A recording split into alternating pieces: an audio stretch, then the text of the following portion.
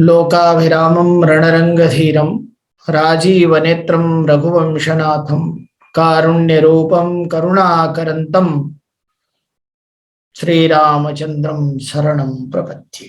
श्रीरामचरणं शरणं प्रपद्ये। भारतीय कालगणना के इस ज्ञान यज्ञ में 27वें दिन, जैसा कि संचालक ने बताया कि 27वां सत्र है। आप सभी का मैं हार्दिक स्वागत करता हूं और अभिनंदन करता हूं कि आपने नक्षत्र चक्र पूरा कर लिया, क्योंकि सप्तविंशति ज्योतिष की दृष्टि से, भारतीय काल गणना की दृष्टि से अत्यंत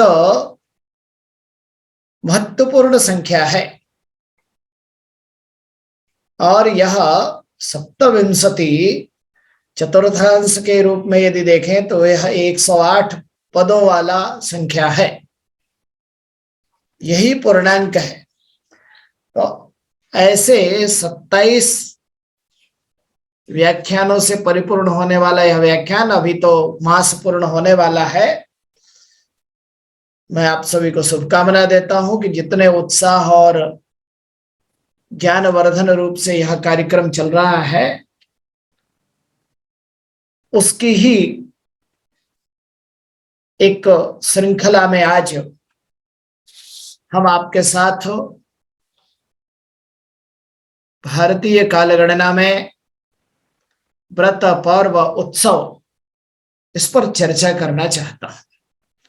वास्तव में यह नाम ही है व्रत, पर्व, उत्सव।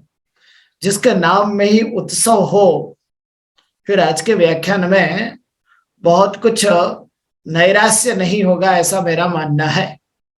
क्योंकि भारत की परंपरा उत्साह की परंपरा और उत्सव प्रियता की परंपरा है। मैं यदि ये कहूं कि बिना उत्सव के भारतीय परंपरा को हम अभिव्यक्त नहीं कर सकते, भारतीय संस्कृति, भारतीयता और हमारे शास्त्र की अभिन्नता, ये सब कुछ इन्हीं व्रत पर्व उत्सवों की सिद्धि के लिए है। कालगणना में आचार्य गणेश, दैवज्ञ, भास्कर, वराह सभी यही कहते हैं कि ज्योतिष की जो गणना है, उन सभी गणनाओं का जो उद्देश्य है वह पर्व, धर्म, नय, सत्कार्यादि से पर्वों का निर्णय करना, उत्सवों का निर्णय करना, उनके जैसा पिछले व्याख्यान में मैंने कहा था, दिक् देश काल का निर्णय करना, उसके आधार पर अपने जीवन को एक स्फूर्त गति देना। तभी हमारी जो कल्पना है, जीवेम शरदः शतम्, कुछ बिंदु हम आपके सामने रख रहे हैं। वास्तव में संपूर्ण विषयों को एक होरा में संपन्न करना कठिन है, परंतु स्पर्शात्मक रूप में हम आपसे कुछ अपनी जो भाव के अभिव्यक्ति है वो आपके सम्मुख प्रस्तुत रखेंगे। यह व्रत पर्व उत्सवों का उद्देश्य क्या है, इनका परिणाम क्या है, तो इसको कुछ शब्दों में यदि अभिव्यक्त करें तो हम कह सकते हैं कि उदात्त भावना हमारे अंदर विकसित हो, परस्पर आदर की भावना का विकास हो, हमारे समाज में एकात्मकता की दृढ़ता हो, हम सर्वदा आशावादी दृष्टिकोण में जीवन यापन करें और कहीं भी मनोमालिन्य न हो, मनोविनोद के साथ जीवन की गतिविधि चले, हमारे अंदर सहिष्णुता का भाव सर्वदा उत्पन्न हो। क्योंकि हमारी परंपरा है, हम कीट पतंग आदि से लेकर वृक्ष और पर्वत आदि तक भी उनके प्रति भी सहिष्णुता का भाव रखते हैं। और हमारे अंदर एक जीवन के आदर्श की स्थापना हो, अहिंसा परमो धर्म का लक्ष्य हो, एक अखंडता, अखंड विश्व की कल्पना, अर्थात वसुधैव कुटुंबकम की भावना, और उन सबके पीछे धार्मिकता। वास्तव में ये धर्म शब्द हिंदू धर्म नहीं है, मुस्लिम धर्म नहीं, क्रिश्चियन धर्म नहीं, जो हम धारण कर सके मनुष्य बनने के लिए, देवत्व की ओर अग्रसर होने के लिए, ऐसी धार्मिकता। और इन्हीं उत्सवों में हमारे सम्मिलन मेलन का कार्य होता है, हमारे विभिन्न प्रकार के विषयों की निवृत्ति होती है, ज्ञान का अभ्युदय होता है, परस्परता की भावना जागृत होती है, प्रकृति के प्रति हमारी उदार चेष्टा और प्रेम प्रदर्शित होता है। और इन सब को करने के बाद जो विजय उल्लास का एक भाव उत्पन्न होगा, और उसी से हमें जीवन के एक नए नए संदेश की प्राप्ति होती है। ये सब कुछ होता है श्रद्धावान लभते ज्ञानम। इनमें, इन व्रत पर्वोत्सव में श्रद्धा भाव भी उत्पन्न कराने का यह कार्य करता है। और ये सब करने के बाद मनुष्य अपने आत्मविश्वास को प्राप्त करता है, उसको दृढ़ करता है, उसकी व्यापकता को समझता है, और तभी हमारी अनेकों अनेक जीवन की जो सामाजिक समस्याएं हैं उनका समाधान सरलता से हो जाता है। जैसे अभी आपने होली का पर्व मनाया, बहुत से लोगों से संवादहीनता हो गई थी, उस सामाजिक समस्या का समाधान होली के दिन हो गया। और इसी क्रम को करते हुए हम संस्कृति और सभ्यताओं का विकास करते हैं। तो इसमें भारतीय कालगणना का योगदान क्या है, इसका संबंध क्या है? क्योंकि हमारा वेद कहता है जीवेम शरदः शतम्। कैसे? भद्रम पश्येम, कल्याणकारी देखो, कल्याण सुनो, कल्याणमय ही वातावरण हो, और ऐसे हम 100 शरद तक जीवित रहे। अर्थात सब जगह सुख का वातावरण हो। इनमें यह खगोल क्या अभिव्यक्त करेगा, यह कालगणना की क्या भूमिका होगी? वास्तव में आज हम त्योहारों को खान पान, भाषा, प्रांत, वेशभूषा इत्यादि के रूप में लेते हैं। ये उसकी अभिव्यक्ति का एक क्रम है, परंतु मुख्य कार्य तो उनके समय का निर्धारण करना। अब यदि व्रत पर्व उत्सवों को यदि हम देखते हैं तो उसको हम कुछ भागों में या कुछ प्रकारों में अभिव्यक्त कर सकते हैं। जैसे व्रत हमारे भारतीय ज्योतिष की कालगणना का एक बहुत महत्वपूर्ण अंग है, क्योंकि व्रत संकल्पबद्ध होता है। अभी इस चित्र में कुछ महिलाएं दिख रही हैं जो दीप प्रज्वलन कर रही हैं। वास्तव में व्रतों का संकल्प ही महिलाओं ने ले रखा है।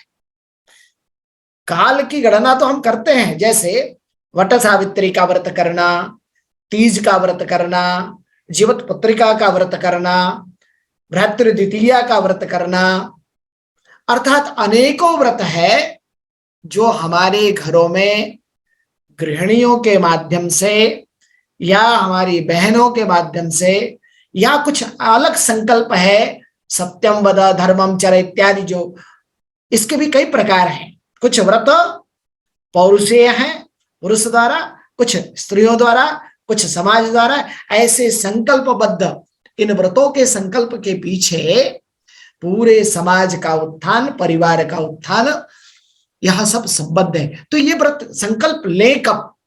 कि जैसे बीजारोपण के लिए एक काल निर्धारित है, उस काल में ही बीजारोपण करने पर वह वृक्ष प्रफुल्ल पुष्पित होता है और वृक्ष के रूप में पल्लवित होता है। अगर अकाल में बीजारोपण कर दिया भूमि में तो निष्फल जाता है। ऐसे ही व्रतों को करने के लिए काल का निर्धारण किया जाता है। ऐसे कुछ व्रत जो संकल्पबद्ध होते हैं, कुछ पर्व। पर्व शब्द का अर्थ पर्व नाम संधि। ये संधि काल क्या है? जैसे हम कभी देखते हैं पूर्णिमा एक संधि काल है, अमावस्या एक संधि काल है, क्योंकि यह पक्षों का संधि काल है। ऐसे ही तिथि और वार का संधि काल, तिथि वार नक्षत्रों का संधि काल, सूर्य चंद्र की स्थिति के कारण काल का संदर्भ, तिथि नक्षत्रों के कारण काल का संदर्भ, या पर्वों के कारण जैसे पर्व ग्रहण पर्व है, ये कुछ खगोल में उत्पन्न होने वाली स्थितियों के कारण जिन पर्वों का उल्लेख ज्योतिष शास्त्र करता है, उनको भी हम उत्सव के रूप में मनाते हैं, उस काल का भरपूर लाभ लेते हैं, और उसमें जो क्रियाएं हमारे शास्त्रकारों ने बताई वह हमारे जीवन को प्रफुल्लित और संयमित करने, संयमित रूप से प्रफुल्लित करने का कार्य करता है।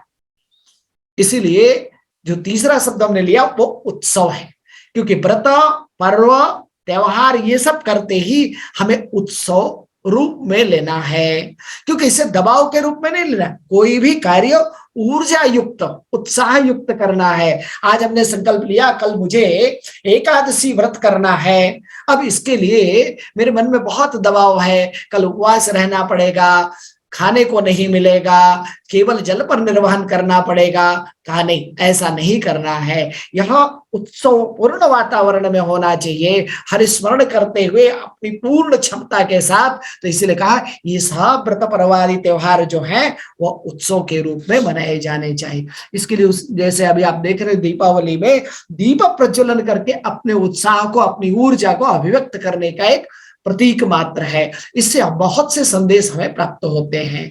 अब इन उत्सवों के कुछ प्रकारों को हम चर्चा करेंगे जो काल के आधार पर निर्धारित होते हैं। जैसे त्योहार, तिथि और वार को मिलाकर हम त्योहारों को बनाते हैं।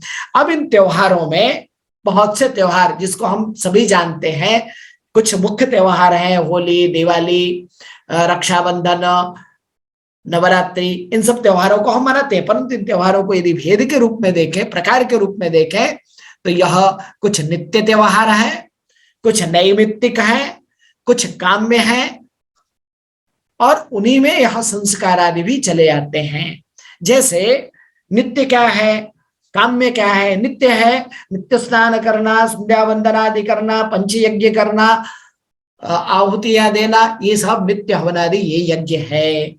अध्ययन कर, जैसे हमारे जैसे लोगों को जो एकेडमिक वैल्यू से उनके नित्य का कर्म है अध्ययन, अध्यापन, ये नित्य कर्म है। ये यदि कर्म नहीं किया तो अपने नित्य कर्म से बाहर है। यह भी एक प्रकार का उत्सव है।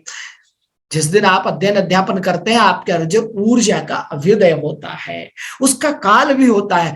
कौन से अध्ययन प्रातः काल में करने हैं, कौन से मध्याह्न काल में करने हैं, किस शास्त्र का अध्ययन अपराह्न में करना है, संगीत कब सीखना है, गणित कब पढ़ना है, विज्ञान कब पढ़ना है, धर्मशास्त्र कब पढ़ना, सबके काल निर्धारित हैं। इसलिए अनध्याय का भी चर्चा हो। तो नित्य कर्म, नैमित्तिक कर्म, जैसे पितृपक्ष, यहाँ एक चतुर्थी है, पितृपक्षादि इत्यादि में निमित्त कर्म होता है।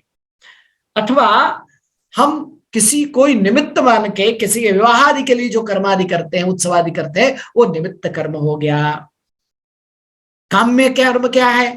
संतति प्राप्ति की कामना से, जीवन में शांति की कामना से, जिसे हम ग्रह शांति, नक्षत्र शांति, वास्तु शांति इत्यादि रूप में देख सकते हैं। स्वास्थ्य के लिए भी शांति कर्म किया जाता है।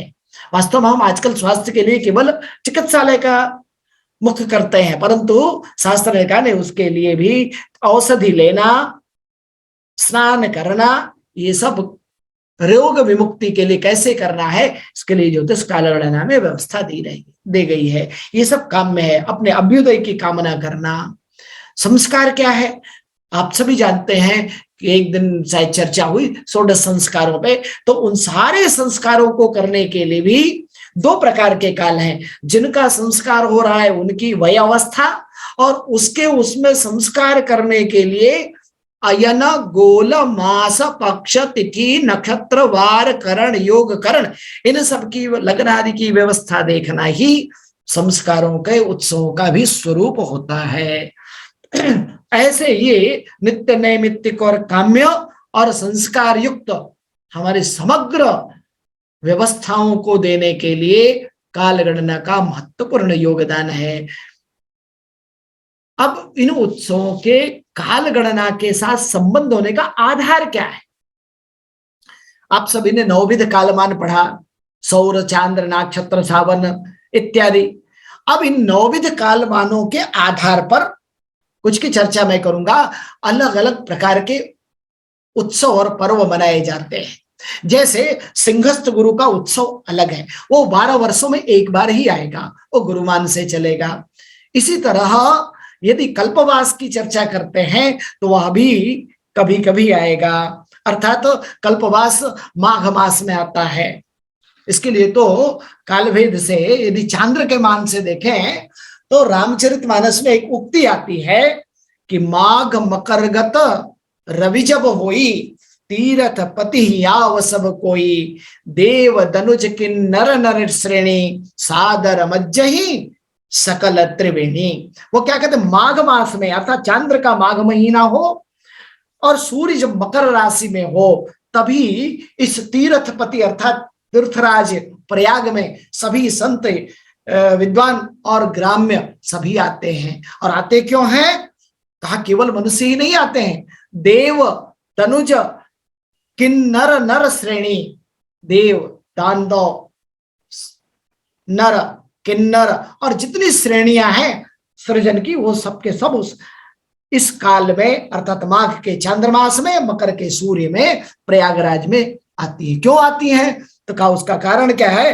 कि सादर मज्जई सकल त्रिवेणी, सभी उसमें है। तो त्रिवेणी में, त्रिवेणी संगम में, गंगा यमुना सरस्वती के संगम में स्नान करते हैं, वहां कल्पवास का भी विधान है। इसी तरह कालभेद से चातुर्मास का विधान है, शरद पक्ष का विधान है, शुक्ल पक्ष के कर्मों का विधान है, कृष्ण पक्ष के कर्मों का विधान है। यह अर्थात विभिन्न प्रकार के जो उत्सवों के क्रियाएं हैं, अर्थात चाहे वो स्नान हो, दान हो, जप हो, भोजन भंडारा इत्यादि करना हो, ये सब के लिए काल का निर्धारण इन्हीं 9 विध कालमानों में से उनके पक्षों के आधार पर, चांद्रमास आदि के आधार पर, सौरमास आदि के आधार पर, तिथियों के आधार पर, उत्तरायण और अयन गोल भेद से, दक्षिण और उत्तर गोल भेद से, और इनका संबंध गणितीय और खगोलीय अर्थात ये सारे के सारे जो काल भेद हैं ये सब खगोल में उत्पन्न है। अब इनका ये पिंडे तत् ब्रह्मांडे के साथ, शरीर के साथ संबंध है। उन संबंधों को देखते हुए कौन से कर्म, कौन से व्रत, कौन से पर्व, कौन से उत्सव कब और किस काल में मनाया जाए, किस प्रहर में मनाया जाए, इसका निर्णय करता है। यही सब अर्थात इस हमारे परंपरा, भारतीय परंपरा में, सनातन परंपरा में जो व्रत पर्व उत्सव है, इनका आधार गणितीय आधार है, खगोलीय आधार है। इस आधार पर मैं डिम डिम घोष करके कह सकता हूं कि इन सब का आधार वैज्ञानिक आधार है, क्योंकि गणित विज्ञान की जननी है और खगोल विज्ञान आधारित है, विज्ञान ही खगोल पर आधारित। तो ये संपूर्ण जो हमारी संस्कृति का भाग है, जिसको व्रत पर्व उत्सव कहते हैं, यह पूर्णतः वैज्ञानिक है। चाहे वह गणितीय रूप से देखा जाए, खगोलीय रूप से देखा जाए, अथवा स्वास्थ्य की दृष्टि से देखा जाए, आयुर्वेद चिकित्सा शास्त्र की दृष्टि से देखा जाए, प्रकृति के संयोजन की दृष्टि से देखा जाए, समग्रता के भाव में यदि हम कहें तो यह कहें यह ही मात्र केवल पूर्ण वैज्ञानिक है। इसके अतिरिक्त संपूर्ण बातें तो कहीं अर्धवैज्ञानिक, आंशिक वैज्ञानिक हो सकती हैं। अब इन पर्वों को हम कैसे देखें, कहा संधि और योग। संधि कैसे, जैसे नंदा भद्रा जया रिक्ता पूर्णा की संधि होती है, तिथि संधि, नक्षत्रों के संधि होती है, गंड संधि इत्यादि। और योगों में तो हम बहुत से कह सकते हैं, जैसे रवि योग है, अमृत सिद्धि योग है, सिद्धि योग है, त्रिपुष्कर योग है, द्विपुष्कर योग है, वारुणी योग है, ये अनंत योग हैं। इन योगों में भी अनेक प्रकार के व्रत पर्वों का उल्लेख है। और इनका संबंध जिस तरह से जातक के शरीर से, मनुष्य मात्र के कल्याण से है, ठीक उसी प्रकार बहुत से व्रत पर्वों का संबंध स्थान से भी होता है। जैसे उदाहरण के लिए सूर्य ग्रहण तो सब जगह के लिए, लेकिन कहा सूर्य ग्रहण में स्नान आदि का जो विशिष्ट महत्व बताया वह कुरुक्षेत्र में बताया। कहा चंद्र ग्रहण तो सर्वत्र के लिए है, परंतु चंद्र ग्रहण में जो पुण्यदायी स्नान बताया सर्वाधिक, वह काशी में गंगा में स्नान करने का काल बताया। तो इस प्रकार से विभिन्न प्रकार के व्रत पर्वों में भी अलग अलग स्थलों का, वहां के अक्षांश रेखांश का भी संबंध है। यह संबंध है भौगोलीय और खगोलीय संबंध। जैसा मैंने पहले कहा, त्योहार तिथि और वार से मिलकर, तो बहुत से तिथियों और वारों के कारण भी त्योहारों की का उल्लेख होता है। हम कई बार तो वार में भी कई उत्सव मना देते हैं। आज सोमवार का उत्सव है, आज शुक्रवार का उत्सव है। तो इस प्रकार से हमारे हर पंचांग के जितने अंग हैं, सभी व्रत पर्व उत्सव में अलग अलग श्रेणी के निर्णय करने में अपना सामर्थ्य रखते हैं। और हमारी परंपरा तो वर्ष पर्यंत 360 डेज, 360 दिन, यानी पूरे वर्ष भर हम प्रतिदिन कोई न कोई व्रत पर्वादि का निर्णय करते हैं और उसमें प्रतिभागिता निर्वाह करते हैं। इन सब का आधार है ऋतुओं का परिवर्तन। अभी होली के बाद जो ऋतु परिवर्तन हुआ, अभी हमारे पर्वों पर विराम लग गया। अब नवरात्रि के पास जब नव कुसुम आएंगे और नए वातावरण में हम फिर से नए अपने व्रत पर्वों का प्रारंभ कर देंगे। तो ऋतुओं का परिवर्तन, चाहे वर्षा ऋतु हो, चाहे वो ग्रीष्म ऋतु हो या शरद ऋतु हो, इसीलिए देखिए अभी वर्ष प्रारंभ होगा तो हम उसका नाम देते हैं शारदीय नवरात्र, वासंतिक नवरात्र। ये क्या है? ये ऋतुओं के परिवर्तन को संकेतित करते हैं। और ऋतुओं के परिवर्तन से हमारे शरीर में, हमारे जीवन में वात पित्त कफात्मक परिवर्तन होता है। उन परिवर्तनों को समन्वय बना करके जीवन को आगे ले जाने का कार्य ये हमारे व्रत पर्वों के नियम और उनके काल किया करते हैं। इसका संबंध पर्यावरणीय भी है, भौगोलिक भी है। कुछ व्रत पर्व तो किसी किसी क्षेत्र विशेष के लिए होते हैं, क्योंकि वहां के पर्यावरण को वो अनुकूलता प्रदान करते हैं। कुछ पर्व उत्सव केवल किसी भौगोलिक क्षेत्र के लिए होंगे। आप सभी को पता है, उत्तर भारत के पर्व, दक्षिण भारत के पर्व, मध्य भारत के पर्व, पूर्वी भारत के, पश्चिमी भारत के और संपूर्ण भारत के, इसकी चर्चा मैं थोड़ी करूंगा। तो इन काल भेदों से हमारी परंपरा, इन काल गणना के आधार पर भारतीय ज्योतिष का उद्देश्य, हम केवल आकाश की गणना करके क्या पाएंगे? तो पर वर्ण धर्म कर सत्कार्य आदि, इन सब का निर्णय करने के लिए। और निर्णय क्यों किया? निर्णय करने के बाद उनका पालन करना है। इनका संबंध, इन खगोलीय पर्वों का संबंध केवल हमारे पर्व नाम संधि, इन संधियों से नहीं है, इनका आकाशीय खगोलीय संबंध है। जब ये सूर्य चंद्र एक अयन में होते हैं, भिन्न अयन में होते हैं, एक राशि में होते हैं, सन्मुख राशियों में होते हैं, तो अनेक प्रकार के पर्व उत्पन्न होते हैं। सूर्य आदि 12 राशियों का चक्रमण करता है, एक एक राशियों में जब परिवर्तन करता है तो संक्रांति पर्व आता है, जिसको हम बड़े उत्साह से मकर संक्रांति के रूप में तो जानते हैं। अभी मेष संक्रांति का पर्व आएगा, कर्क संक्रांति का पर्व आएगा। ऐसे 12 संक्रांतियों का पर्व खगोलीय संबंध के कारण हम पृथ्वी पर अपने शरीर में उन्हीं ग्रह तत्वों को अनुभूत करते हुए एक नए दृष्टिकोण से उसका आयोजन करते हैं। जैसा अभी मैं थोड़ी देर पहले भी चर्चा कर रहा था, सिंहस्थ गुरु, 12 वर्ष में एक बार गुरु आता है सिंह राशि का। इसमें कुंभ इत्यादि का भी वर्णन आगे करूंगा। तो ये सभी खगोलीय संबंध, ऋतु परिवर्तन संबंध, प्रकृति संबंध, गणितीय संबंध और जातक का मूल संबंध, क्योंकि सारा का सारा केंद्र बिंदु कौन है? तो यह जातक ही है। अब आइए कुछ की चर्चा करता हूं। समग्र की चर्चा करना तो 1 घंटे में, जैसा मैंने पहले कहा, संभव नहीं है। अभी आपको ये सिद्ध विनायक के गणपति जी दिखाई दे रहे हैं, तो हम इस चर्चा में यहीं से प्रारंभ करते हैं कि प्रारंभ में हमारी 15 तिथियां होती हैं पूरे पक्ष में, अथवा 30, दोनों पक्ष में 30 तिथियां होती हैं। इन तिथियों के रूप में कुछ का वर्णन यदि हम करें तो जैसे अभी प्रतिपदा से हम नववर्षारंभ, नवरात्रि का प्रारंभ और होलिका दहन के बाद होलिकोत्सव प्रतिपदा को हम मनाते हैं। यह क्या है? अर्थात प्रतिपद तिथि को हमने, ऐसे बहुत से पर्व हैं जो प्रतिपद तिथि को होते हैं। द्वितीय तिथि को एक संकेत मात्र हमने यहाँ रथ यात्रा रखा है, भगवान जगन्नाथ की यात्रा का। जो इस देखिए, कुछ पर्व व्यक्ति विशेष के लिए, कुछ कुटुंब के लिए, कुछ ग्राम के लिए, कुछ देश के लिए, कुछ समग्र समुदाय के लिए, ऐसे अलग अलग भेद हैं। तो रथ यात्रा संपूर्ण उस जगत के लिए है, यह द्वितीया को होता है। इंडिविजुअल के लिए, कुटुंब के लिए भ्रातृ द्वितीया होती है। इसी तरह तृतीया को अक्षय तृतीया है। हरितालिका तीज, हमारी देवियां अपने सौभाग्य की अभिवृद्धि के लिए इस प्रकार के व्रत का अनुष्ठान करती हैं।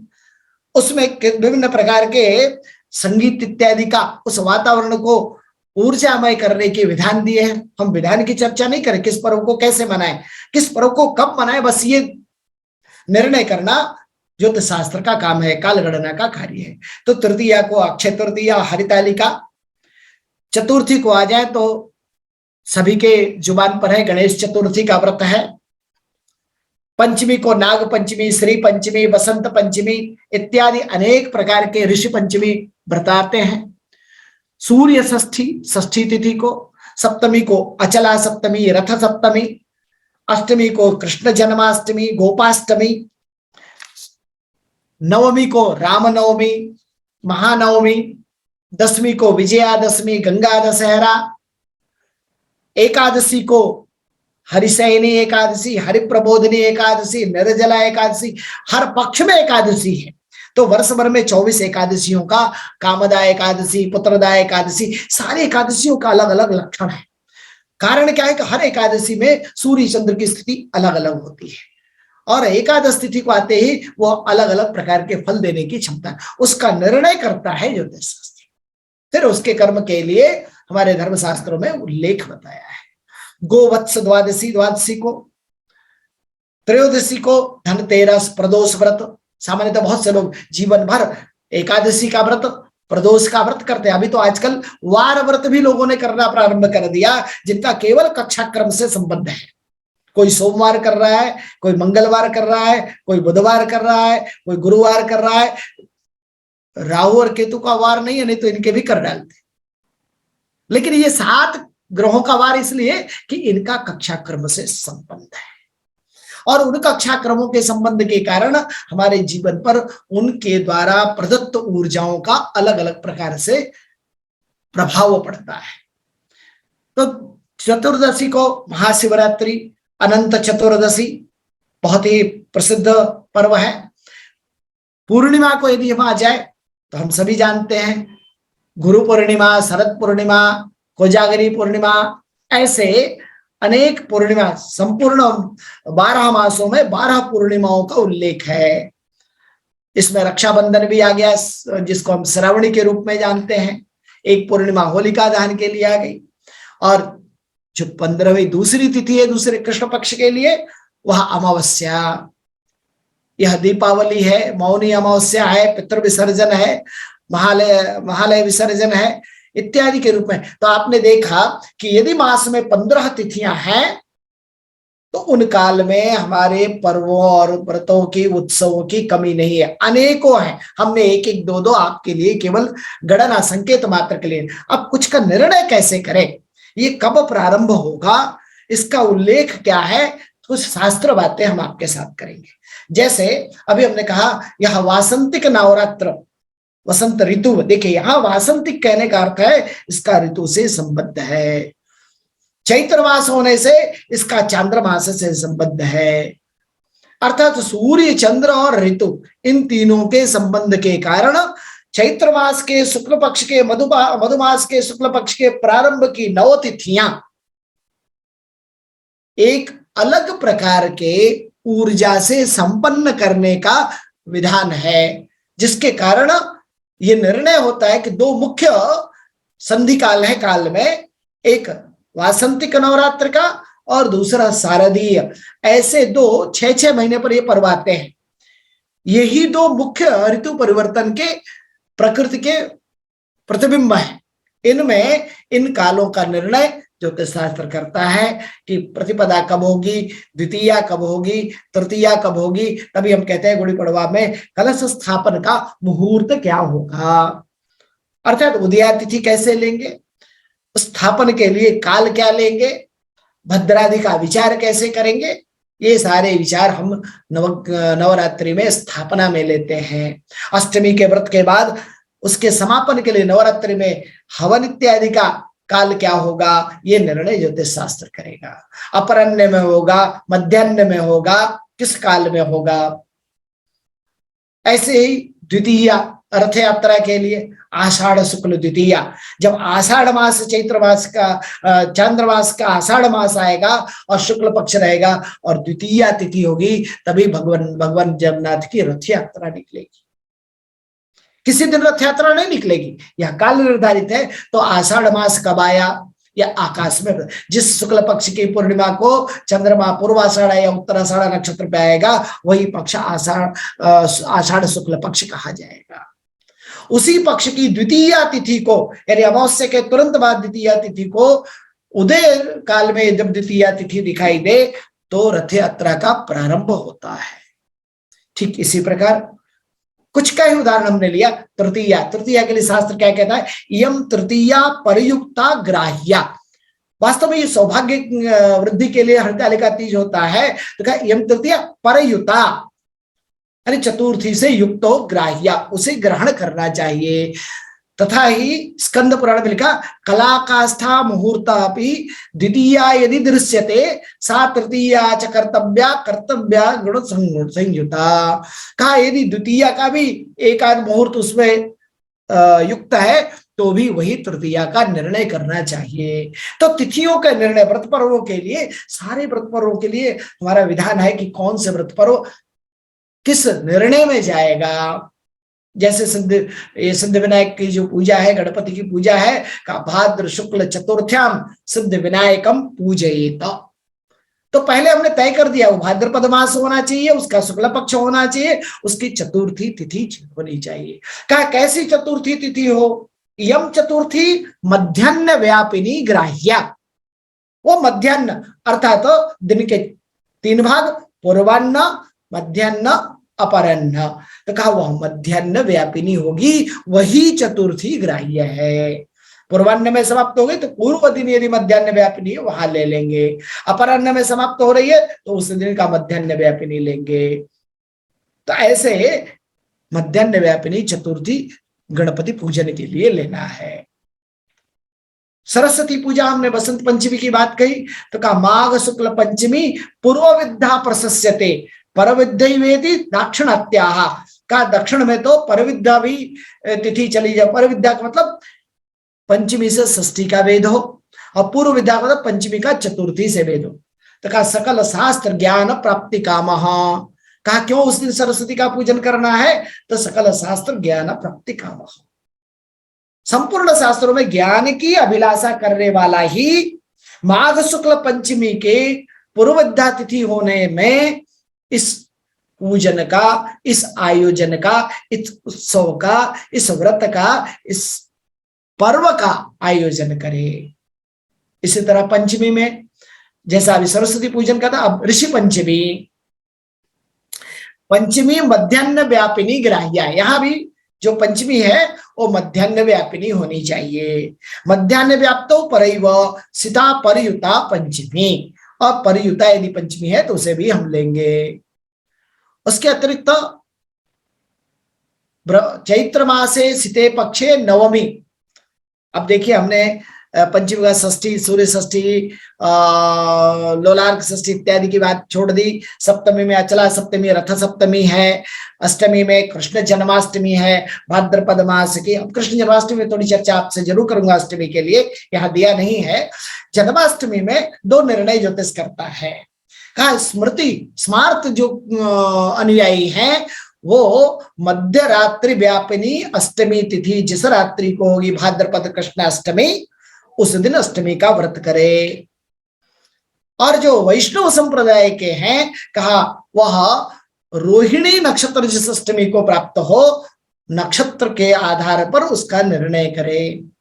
तो इस प्रकार से जन्माष्टमी व्रत पर्व का भी निर्णय खगोलीय निर्णय है, चाहे वो नक्षत्र आधारित हो या तिथ्याधारित हो, मासाधारित हो, पक्षाधारित है और दिन रात्रि के भेद से है। इसी तरह नवमी में श्री राम नवमी, यह अभी चैत्र मास में आने वाला है। चैत्र मासे सिते पक्षे या तिथिर नवमी भवेत। का चैत्र मास हो, शुक्ल पक्ष हो और नवमी तिथि हो। का वह नवमी कैसी हो, का नवमी मध्याह्न व्यापिनी ग्राह्या। ये भी पूर्वाह्न में समाप्त ना होती हो, मध्याह्न तक नवमी होती हो। सा राम नवमी प्रोक्ता पुण्योपचय कारिणी, वह अनंत पुण्य को देने वाली है। तो ऐसे काल का निर्णय, नवमी व्रत का निर्णय काल गणना के आधार पर करेंगे। चैत्र शुक्लात नवमी, अगस्त ऋषि के अगस्त संहिता में लिखा है कि चैत्र शुक्लात नवमी पुनर्वसु युता यदि, अब नक्षत्र भी बताते यदि पुनर्वसु युक्त है, सैव मध्याह्न योगेन महापुण्यतमा भवेत, और वह मध्याह्न से युक्त हो जाए वह महान पुण्य को देने वाला है। तो चैत्र शुक्लात नवमी पुनर्वसु युता, आप देखिए मास भी आ गया, पक्ष भी आ गई, तिथि भी आ गई और नक्षत्र भी आ गया।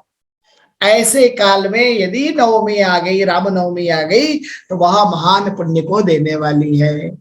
दिनद्वय मध्याह्न व्यापिनी, कल्पना कर लिए कि और तिथि वृद्धि है, 2 दिन मध्याह्न में नवमी तिथि आ गई, तो चित पूर्व दिने पुनर्वसु नक्षत्र युक्तामपि त्यक्त्वा परैव कार्या, का दूसरे दिन की नवमी ग्राह्य करें। नवमी चाष्ट वृद्धा त्याज्या विष्णु पारायण का जो वैष्णव संप्रदाय के हैं का वह नवमी अष्टमी से यदि विद्ध है तो उसे त्याग देना चाहिए। इस प्रकार से व्रत पर्वों के निर्णय में तिथियों का मान, तिथियों की व्याप्ति, इनका संपूर्ण गणना गणित के आधार पर की जाती है। अभी दुर्गा पूजा इत्यादि कुंभ राशि गते चंद्रे नवम्याम कार्तिकस्य च, कुंभ राशि का जो चंद्रमा है जब जाएगा और नवमी तब कार्तिक मास में दुर्गा पूजा का एक विशेष विधान है। विजयादशमी देखिए, आइए जो व्यापक है, सूर्योदय यदा राजन दृश्य से दशमी तिथि अश्विने मासी शुक्ले तु विजयाम ताम विदुर बुधाहा, का अश्विन मास हो, चांद्रमास की शुक्ल पक्ष हो और सूर्योदय काल में यदि दशमी तिथि दिखाई देती है तो कहा उसको, उस तिथि को विजयादशमी कहेंगे। सामान्य दशमी नहीं है, क्योंकि हर पक्ष में दशमी तिथि आने वाली है, लेकिन आश्विन मास के शुक्ल पक्ष की यदि दशमी है तो उसको विजयादशमी कहेंगे। और उदय दशमी किंचित, विजयादशमी के बारे में आप सभी जानते हैं, इस पर्व को बड़े धूमधाम से पूरा समाज मनाता है, हम उस चर्चा में नहीं जाएंगे, लेकिन ये निर्णय हो कौन कौन सी दशमी को हम विजयादशमी करें ये कालगणना बताता है। उदय दशमी किंचित, संपूर्ण एकादशी, यदि मान लीजिए उदय काल में 2-4 घटी तक ही दशमी है, उसके बाद संपूर्ण काल में एकादशी है। श्रवण रक्षम यदा काले सा तिथि विजया विधा, का श्रवण रक्षम, उसमें श्रवण नक्षत्र जब आ जाए उस दशमी तिथि में, तभी उसको विजय मुहूर्त के रूप में जानना चाहिए। विजयादशमी को भी मुहूर्त बताते हैं, विजय मुहूर्त कब आएगा, जब श्रवण नक्षत्र का योग होगा। तब देखिए 4 बातें यहां आ गई, चांद्रमास के आश्विन मास, शुक्ल पक्ष, दशमी तिथि, श्रवण नक्षत्र, तो जाकर के विजय मुहूर्त आया और विजयादशमी का पर्व, शस्त्र पूजन का पर्व ग्राह्य किया गया। इसी तरह अभी 10 तिथियों की वार्ता हमने की। एकादशी, हर पक्ष में आप सभी जानते हैं, परंपरा से सबके घरों में एकादशी व्रत का अनुष्ठान सामान्यतः सभी गृहों में होता है। कुछ एकादशियों का महत्व थोड़ा ज्यादा है, जैसे निर्जला एकादशी, ज्येष्ठ मास की शुक्ल पक्ष की एकादशी, मतलब भरी दोपहरिया में बहुत गर्मी पड़ रही है, उसमें भी बिना पानी के एकादशी का व्रत करना, वास्तव में यह शरीर की वह क्षमता को अभिवृद्धि की ओर ले जाना और विशेष पुण्य का कारक काल है। तो का ज्येष्ठे मासी नृपश्रेष्ठे या शुक्ल एकादशी शुभा निर्जलम समुपोस्यात्र जलकुंभान सरकरान, कहा सरकरा युक्त जल से युक्त जलकुंभ का दान करना। और कब करना, का ज्येष्ठ मास हो, शुक्ल पक्ष हो और एकादशी तिथि हो। जैसा मैंने पूर्व में कहा, एकादशी बहुत से हैं।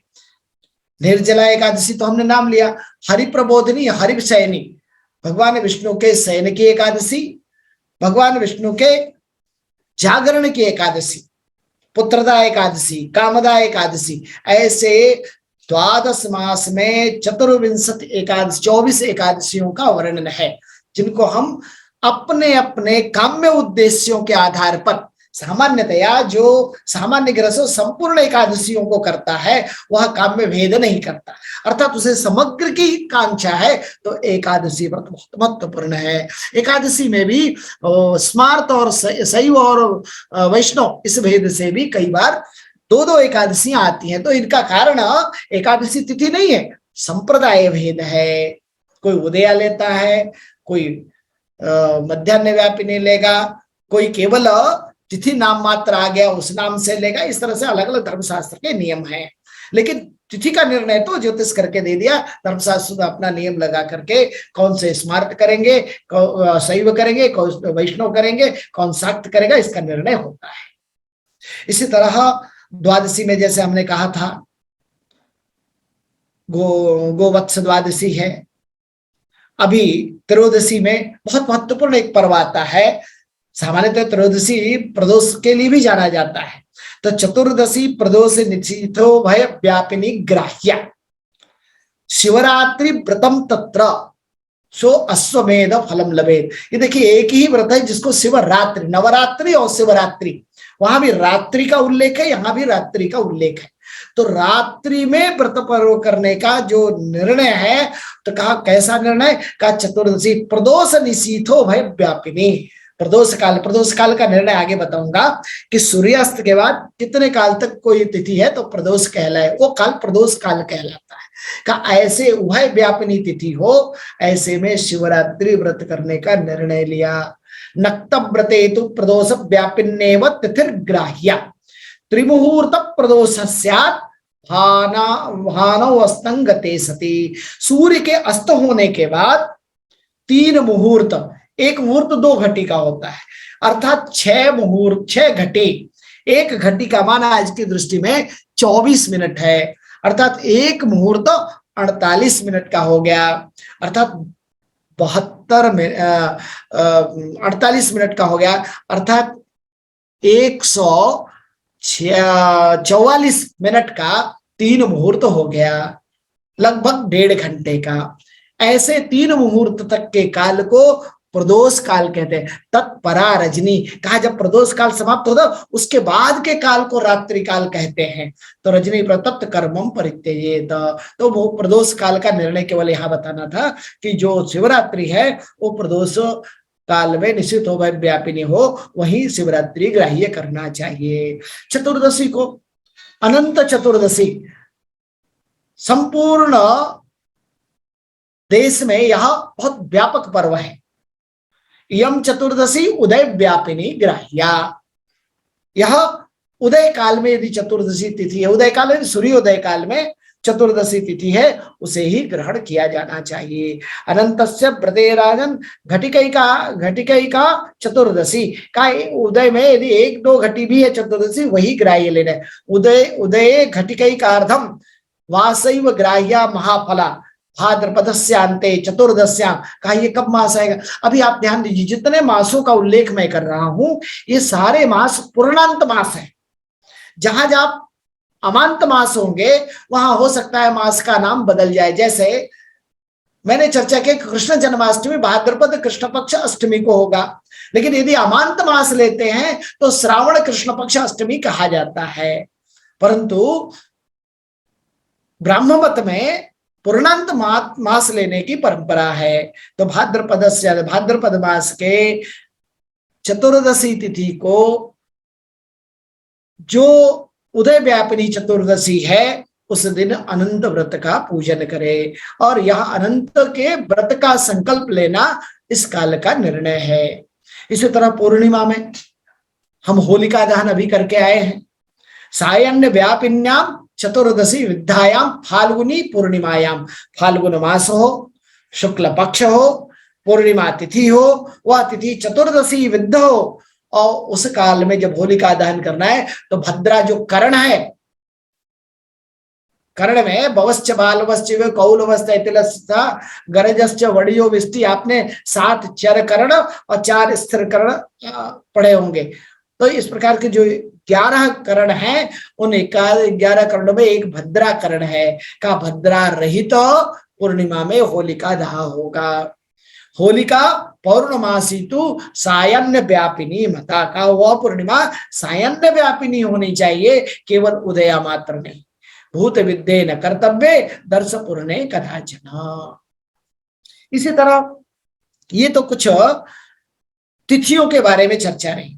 और भी क्या पर्व हम मनाते हैं, जैसे मैंने कहा संक्रांति पर्वों में मकर संक्रांति का ज्यादा उल्लेख आता है। अभी मेष संक्रांति आएगी, वृषभ संक्रांति, 12 संक्रांतियों के निर्णय। संक्रांति में सूर्य का एक राशि से दूसरे राशि में परिवर्तन। अब वह संक्रांति दिन में होती है, रात्रि में होती है, दिन के पूर्वार्ध में होता है, दिन के उत्तरार्ध में होता है, रात्रि के पूर्व रात्रि में है, पर रात्रि में। उसके आधार पर संक्रांति का पुण्य काल निर्धारित होता है, और पुण्य काल निर्धारित होने पर ही उसके पर्व इत्यादि उसके कृत्यों का निर्धारण होगा। देखा मकर संक्रांति के लिए कहा मकर संक्रमणे परा षोडश घटिका पुण्याः। संक्रांति जिस काल में हो उसके बाद की 16 घटी, लगभग 8 घंटे पुण्य काल होगा। 63 कर्कट के पूर्वा मकरे विंशति परा का 30 घटी, कर्क संक्रांति के पहले की 30 घटी भी। कोई कोई आचार्य मकर में 20 घटी तक भी उसके पुण्य काल मानते हैं। ऐसे विभिन्न संक्रांतियों के पुण्य काल का निर्णय, क्योंकि संक्रांति में क्या कर्म है, स्नान दान जप होम आदि, तो ये करने के लिए काल चाहिए। तो कहा इन सब काल को करने के लिए जो संक्रांति का पुण्य काल निर्णय है वह ज्योतिष की काल गणना अर्थात सूर्य की गति और राशि में उनके परिवर्तन के काल का निर्णय करने के बाद ही संभव होता है। इसी प्रकार जैसे हमने कहा था माघ कृत्य है। अभी जो रामचरितमानस का वो दोहा हमने कहा जब कल्पवास में, तो माघ मास में वो कल्पवास होता है। जब वहां माघ मास में मकर राशि का सूर्य जाएगा तो वहां आयुरारोग्य संपत्तौ रूपे सुभगता गुणे तेषा मनोरथास्तु नत्याज्यम माघम अज्जनम का, माघ में स्नान नहीं त्यागना चाहिए। और यह स्नान क्यों नहीं त्यागना, आप कहेंगे वो ठंड के दिनों में शास्त्रकारों ने स्नान का क्या विधान बना दिया। कहा नहीं, यह इसका संबंध आयुर्वेद, खगोल और हमारा शरीर, इन तीनों से ले। का भस्मी भवन्ति सर्वाणि माघ स्नाने सुव्रते पावका इव दीप्यन्ते माघ स्नानेन मानवाः। का जिस तरह से अग्नि में सारे दोष जल के नष्ट हो जाते हैं, ठीक उसी प्रकार माघ स्नान करने से हमारे शरीर के जितने अवरोध हैं, रुग्णादि हैं, वो संपूर्ण नष्ट हो जाते हैं। स्वर्गे लोके चिरं वासो येषां मनसि वर्तते यत्र क्वपि जलेतस्तु स्नातव्यम मृगभास्करे।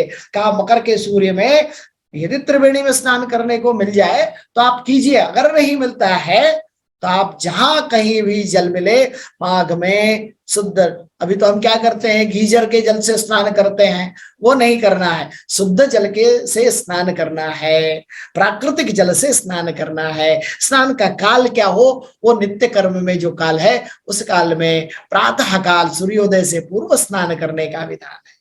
ठीक है, इसी प्रकार एकादशी व्रत में जैसा हमने कहा था एकादशी द्वादशी युक्ता ग्राह्या तिथि अमल अवरूपिण्या अपि द्वादशी युक्ता प्राप्तो सैव ग्राह्याः। का देवोत्थान एकादशी में एकादशी द्वादशी से युक्त हो वो ग्राह्य करना चाहिए, क्योंकि एकादशी व्रत का निर्णय जितना महत्वपूर्ण है उसके पारण का, उसके व्रत के उद्यापन का महत्व उतना ज्यादा है। दशहरा के लिए चूंकि वह ज्येष्ठे मासी शीते पक्षे 10वीं हस्त संयुता, जैसा पहले भी कहा, तो ये दशहरा क्या है, 10 प्रकार के पापों का हरण होता है। हरते 10 पापानि तस्मात् दशहरा स्मृता। उन 10 पापों का उल्लेख अभी करने का समय हमारे पास नहीं है, कभी चर्चा हम पुनः कर सकते हैं। और भाद्रपद शुक्ल की चतुर्थ की पूजा, कोजागरी का पूर्णिमा का पूजा, गुरु पूर्णिमा। वास्तव में यह गुरु पूर्णिमा क्या है, सारी पूर्णिमाओं में इस पूर्णिमा को चंद्रमा सर्वाधिक बड़ा दिखाई देता है। और यह गुरु पूर्णिमा पौराणिक रूप से, वैदिक रूप से, खगोलीय रूप से, क्योंकि उसके बाद ही हमारा चातुर्मास प्रारंभ होता है गुरु के शरण में जाने का, तो ज्ञान प्राप्ति के गुरु पूजन से प्रारंभ होता है। इस पूर्णिमा का निर्णय भी शास्त्रकार कहते हैं गुरु पूर्णिमा आषाढ़ शुक्ल पूर्णिमा को होगी। रक्षाबंधन श्रावणी, श्रावणी क्या है? वास्तव में पूरे वर्ष भर जिस प्रकार से नदियां निर्मल होने के लिए वर्षा ऋतु में उसमें बाढ़ आती है, वैसे हमारे जीवन को निर्मल करने के लिए, सारे राग द्वेष इत्यादि को निवारण करने के लिए श्रावण पूर्णिमा के दिन श्रावणी पर्व का निर्णय किया। अब ये अलग बात है कि यजुर्वेद की श्रावणी, कृष्ण यजुर्वेद की श्रावणी, ऋग्वेद की श्रावणी, थोड़े थोड़े अंतर है उनमें, लेकिन तिथि तो निर्णय काल करेगा। उस पूर्णिमा में वर्तमान में रक्षाबंधन का कार्य जो आजकल एक प्रचलन में आएगा, भाई बहन का पर्व माना गया, यह भी श्रावण पूर्णिमा के, उसको हम संस्कृत जगत वाले लोग संस्कृत दिवस के रूप में मनाते हैं, क्योंकि वह यह संस्कृत ही हमारी रक्षा करती है। पुनः दीपावली आश्विन मास की अमावस्या को या चैत्र चित्रादि मास कहा, तब अगर उसे हम अमांत मास लेते हैं और पूर्णांत मास लेते हैं, इसमें से वह आश्विन की अमावस्या कहिए या कार्तिक की अमावस्या कहिए। मंगला गौरी व्रत, इसके लिए बहुत महत्वपूर्ण कहा इन्होंने कि श्रावणे शुक्ल पक्ष के, श्रावण मास के शुक्ल पक्ष में प्रथम मंगलवार को मंगला गौरी व्रत का विधान बताया। और वो क्यों? उसके लिए उसके साथ फल जोड़ कर, हर चीज के साथ प्रयोजन जुड़ा हुआ है। कहा विवाहानंतरम जाद्ये श्रावणे शुक्ल पक्ष के प्रथमम भौमवारस्य व्रतमे तत्तु कारेत। क्यों करे? तो अनुष्ठान मात्रेण अवैधव्यम प्रजायते, अर्थात उसके सौभाग्य की वृद्धि होती है, दाम्पत्य जीवन की वृद्धि होती है। इसी तरह पक्ष भी है हमारे यहाँ, ये तो कुछ तिथियों की बात ही रहे। पक्ष में आश्विन कृष्ण पक्ष को हम अपने पूर्वजों के प्रति समर्पित रहते, इसमें पितरपक्ष का कार्य करते हैं। जो हमारे पितर जिन तिथियों को गत हुए रहते हैं, उन तिथियों को उनके मध्याह्न व्यापिनी तिथि में पार्वण श्राद्ध के रूप में कर्म करते हैं। तो इसमें भी मध्याह्न व्यापिनी अपरण्य व्यापिनी तिथि ली जाती है, और यह पूरा पूरा वर्ष में केवल आश्विन कृष्ण पक्ष में। अब आ जाइए इन तिथियों में, इन पर्वों में कुछ पर्व तो सार्वदेशिक होते हैं, जैसे हमने नाम लिया होली है, दिवाली है, विजयादशमी, श्रावणी, रक्षाबंधन, तो इनका सार्वदेशिक होने के कारण इनका निर्णय भी सार्वदेशिक है। कुछ एक देशिक है, जैसे लोहड़ी है पंजाब में है, धनु संक्रांति है, नाग पंचमी बंगाल में विशिष्ट है, गणेश चतुर्थी महाराष्ट्र का वैशिष्ट है, रथ यात्रा उड़ीसा का वैशिष्ट है, सूर्य षष्ठी तिथि में बिहार का वैशिष्ट है, ओणम इत्यादि केरल का वैशिष्ट है। ऐसे इन पर्वों को देश स्थान विशेष से, दिक् देश काल, अर्थात यह स्थान देश विशेष से जुड़ा हुआ है। यदि हम इन पर्वों को दूसरे भी धर्मावलंबियों को देखें तो हमें ये प्रतीत होता है कि कुछ धर्मावलंबियों में, जैसे यवन धर्मावलंबियों में जो ईद, बकरीद और रोजा इत्यादि है, यह केवल चांद्र गणना पर आधारित है। जबकि अभी तक हमने जितने बातें की वह सौर, चांद्र, नक्षत्र, सावन, इन चारों मानों से न्यूनतम आधारित है। नहीं तो संपूर्ण हमारे त्योहार तो नवविध काल मानों पर आधारित हैं। इसी तरह जो क्रिसमस, गुड फ्राइडे और न्यू ईयर इत्यादि है, यहाँ सूर्य आधारित गणना पर, अर्थात अन्य संप्रदायों में केवल या तो सूर्य आधारित है या चंद्र आधारित है, परंतु भारतीय सनातन परंपरा में जितने व्रत पर्वों का निर्णय है वह तिथि, वार, नक्षत्र, योग, करण और नवविध कालमान और ग्रह और उनके संक्रांतियां, नवग्रह और द्वादश राशि, इन सब का संयुक्त स्वरूप आकर के व्रत पर्वों का निर्णय। अभी तो कुछ नए पर्व भी जिसको हम आजकल राष्ट्रीय पर्व कहते हैं, जैसे स्वातंत्र दिन है, गणतंत्र दिन है, परंतु इसकी गणना हम सौर काल से कर सकते हैं। महापुरुषों की जयंती आजकल हम दिनों में मना लो, वास्तव में हम उसको जन्म तिथि कहते हैं, तो वो उनके उस मास के उस पक्ष में तिथि आती है, तो जयंती सर्वदा जन्म तिथि को मनाई जानी चाहिए। अब आज कुछ और विशेष दिक् देश काल का संबंध है, जैसे जगन्नाथ जो धाम है, यहाँ भी कुछ उत्सवों का वर्णन होता है। इन उत्सवों में 4 धामों का विशेष उल्लेख है, जगन्नाथ, द्वारका, रामेश्वर और बद्रीनाथ, ये 4 दिशाओं में हमारे 4 धाम है। इनके 4 वेद बताए गए हैं, इनके 4 वर्ण बताए गए हैं। यहाँ वर्ण ब्राह्मण क्षत्रिय वैश्य शूद्र, यह जो चतुर्वर्ण है ना, यहाँ केवल सात्विक राजसी और तामसी भेद से है। और इनके 4 आश्रम है, वानप्रस्थ, गृहस्थ, सन्यास, ब्रह्मचर्य। इनके 4 पुरुषार्थ, क्योंकि जितने व्रत पर्वादि हमने निर्णय किए उनका जो प्रयोजन है वो पुरुषार्थ चतुष्टय की सिद्धि के लिए है। अब एक बहुत महत्वपूर्ण रोचक बात हम आपसे चर्चा कर रहे हैं। इन्हीं पर्वों में कुछ पर्व वर्षों वर्षों में कभी कभी आते हैं, जैसे एक वर्णन कुंभ पर्व का करूंगा। अब कुंभ 4 स्थानों पे लगता है, आप सभी जानते हैं, हरिद्वार, प्रयाग, उज्जैन और नासिक में। अब इन 4 स्थानों में खगोलीय कारण क्या है उन पर्वों के लगने का, वो आचार्य कहते हैं कि कुंभ राशि का गुरु हो, मेष राशि का सूर्य और मेष राशि का चंद्रमा जब आएगा, अर्थात 12 वर्षों में एक वर्ष कुंभ राशि में गुरु आता है, हर 12 वर्ष बाद, तभी वह हरिद्वार में पूर्ण कुंभ का पर्व लगेगा। और जब तक गुरु वहां कुंभ में रहेगा और मेष का सूर्य रहेगा, अर्थात 1 मास सूर्य मेष राशि में रहेगा और चंद्रमा 2 दिन 2.25 दिन मेष में रहेगा, तो वो मुख्य पर्व होगा। बाकी सूर्य के मेष राशि में रहते ही पूरे 1 मास का पर्व उस कुंभस्थ गुरु में मनाया जाता है। अब प्रश्न उठता है कि इसी तरह ये हरिद्वार का अक्षांश रेखांश और कुंभ के कुंभस्थ गुरु का और मेष सूर्य का, इनका कुछ त्रैकोणमितिक प्रकाशीय संबंध है क्या? निश्चित रूप से है। इसी प्रकार प्रयागराज में वृष राशि का 12 वर्षों में 1 साल, क्योंकि गुरु हर वर्ष एक ही राशि का भ्रमण करता है, जब वृष राशि का गुरु होगा तो प्रयागराज में कुंभ आएगा, पूर्ण कुंभ। उस काल में कब आएगा? का मकर का जब सूर्य होगा, अर्थात माघ मास में, और सूर्य चंद्रमा दोनों मकर में आ जाए और वृषभ का गुरु हो तो प्रयाग में कुंभ होगा। इसी तरह 12 वर्षों में एक बार जब सिंह का गुरु आएगा तो वह उज्जैन में मेष के सूर्य होने पर और चंद्रमा का तुला राशि में होने पर पूर्ण कुंभ का आयोजन होता है। अब ये देखिए, आयोजन तो हमारे आयोजक गण करते हैं, परंतु इनके आयोजन का संकेत खगोल से प्राप्त होता है। नासिक में भी सिंहस्थ का सूर्य हो, चंद्रमा भी सिंह का हो और गुरु भी सिंह का हो, अर्थात तीनों में आप देखिए, गुरु चूंकि 1 वर्ष में एक ही बार भ्रमण करता है, तो वृषभ का गुरु, सिंह का गुरु और कुंभ का गुरु, ये 3 प्रकार के गुरु की स्थिति में कुंभ लगते हैं।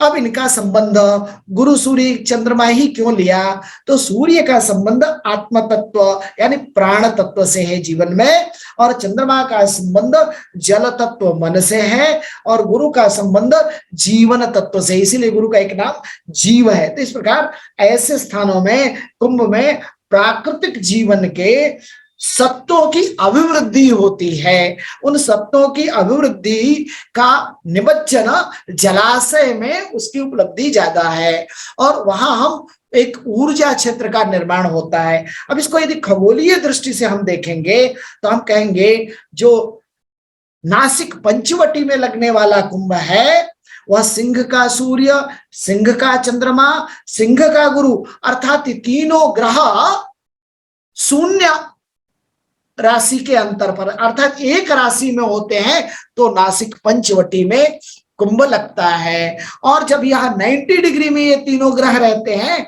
इसको रेखा गणित वाले इस बात को समझे, स्फेरिकल ट्रिग्नोमेट्री में जब ये गुरु सूर्य और चंद्र 90 डिग्री में अर्थात कुंभ मेष में रहते हैं तो हरिद्वार में यह कुंभ लगेगा। और जब यह आगे बढ़ के 120 डिग्री में, चूंकि हमारा आकाश वृत्त 180 डिग्री ही दिखाई देता है, 120 डिग्री में अर्थात जब यह गुरु वृषभ का, मकर का सूर्य और चंद्रमा होते हैं, ये तीनों ग्रह 120 डिग्री के एरिया में रहते हैं, तब प्रयाग में कुंभ होता है। और जब यही 180 डिग्री में संपूर्ण आकाश मंडल में क्षितिज तक फैले रहते हैं, अर्थात सिंह का गुरु, मेष का सूर्य, तुला का चंद्रमा, ऐसे में 180 डिग्री में ये तीनों ग्रह रहते हैं, तब उज्जैन में तो हम कह सकते हैं 0 डिग्री, 90 डिग्री, 120 डिग्री, 180 डिग्री के आकाशीय संदर्भों में सूर्य चंद्र गुरु की स्थिति में ये चारों पूर्ण महाकुंभ लगते हैं। आपने अर्ध कुंभ की बातें कही होगी, उसका भी निर्णय, तो कुंभ पर्व का निर्णय दिक देश काल, देश अर्थात हरिद्वार, प्रयाग, उज्जैन और पंचवटी, और काल अर्थात गुरु सूर्य चंद्र की स्थिति, इनके कारण, यानी बृहस्पति, जैसा मैंने कहा बृहस्पति एक वर्ष में एक ही राशि का होता है, ऐसे 12 वर्षों में ऐसे 4 कुंभों का निर्णय हमारे काल गणना में, और इन 4 कुंभ की परंपरा आज से नहीं, अनवरत काल से चली आ रही है। और कारण क्या है कि वहां स्नान करने के बाद वह व्यक्ति पुनः 12 वर्षों के लिए आरोग्यवान हो जाता है। धन्यवाद।